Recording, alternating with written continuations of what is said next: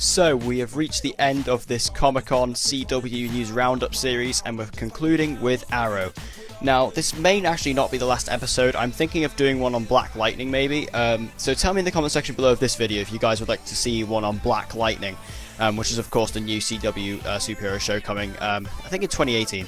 So let's get into the news about Arrow. Again, as I always say, if I missed anything, tell me in the comment section below, because it is highly likely. So let's get into it. So I'll start off with a note based on the trailer, which is that I reckon Samantha Clayton, aka William's mother, is definitely dead. I mean, she runs off in the opposite direction with Thea in tow, and I reckon Samantha's definitely dead, and potentially Thea. Now, Thea could definitely handle herself in a situation like that, but the possibility is there. And I know the showrunners have said they would never kill off Thea, but who's to say they're lying? You know, they could have just said that at the time. You know, it's just, I think there's a potential of both of those characters dying. Very exciting news for all of us fans of Deathstroke, which is, you know, everybody, that Deathstroke is going to be getting a 2-episode event in Season 6. They didn't specify when this was going to be, but basically what they said is going to be like a flashpoint, not flashpoint, so flashback centered 2-part episode event based on Deathstroke's past. Now this is just amazing. We get more Monty Bennett as Deathstroke, and we're going to see more of his backstory, which is just a thing I think we've all been pining for years now, so this is amazing. Also, it seems like Arrow is going after Legends of Tomorrow's success last season by taking a look at a concept of using multiple villains. Now, what they've said is they're going to have like I think they said the word was like maybe a bravado of villains or something like that, or a parade of villains that Oliver is going to face throughout the entire season, and it's going to be a group where they're all working together. This is a really good concept, and it worked super well on Legends last season with the Legion of Doom, so I can't see why it wouldn't work on Arrow as long as the villains are grounded and realistic.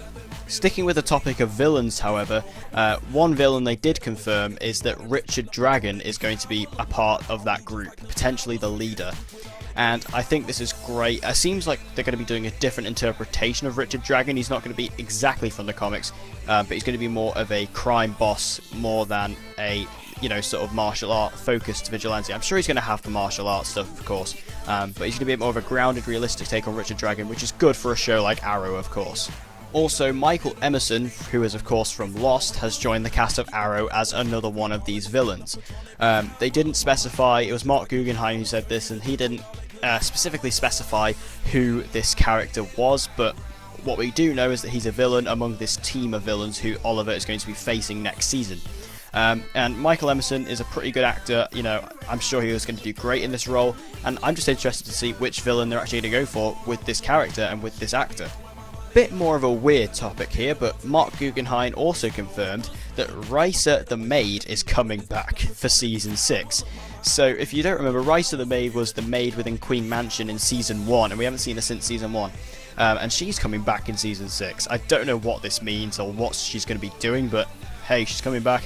This better not be the character they were on about, though, when they're saying a big character from Season 1's coming back. This better not be her, because that is a severe disappointment in my eyes. Then Mark Guggenheim and Wendy Miracle also confirmed that Anatoly Kanayev is coming back next season. We kind of expected this after, you know, what happened in Season 5 and how Oliver and Anatoly weren't really left on the best of terms.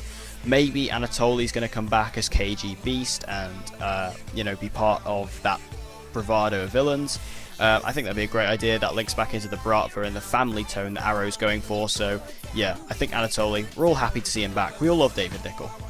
Also, they have, based on the trailer as well, and they've said that Oliver is experiencing fatherhood. This also kind of links back into what I said at the start of the video about Samantha being dead. If Oliver is experiencing fatherhood, then Samantha is definitely dead, because William would not be staying with Oliver.